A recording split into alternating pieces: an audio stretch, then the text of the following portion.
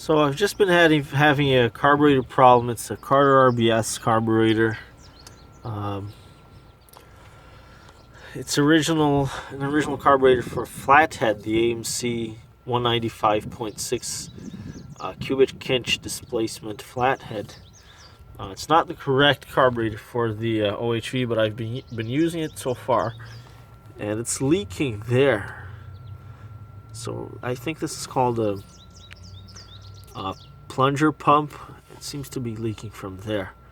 So it's leaking, and then I think it's also causing an internal leak. It was dripping gasoline all over the place inside there. That's not supposed to happen. And that's causing the car to run bad. So yes, too much gasoline can actually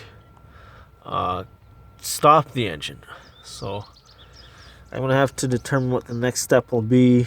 I'm going to try another carburetor that I have, but I would like to replace or repair this carburetor in the future.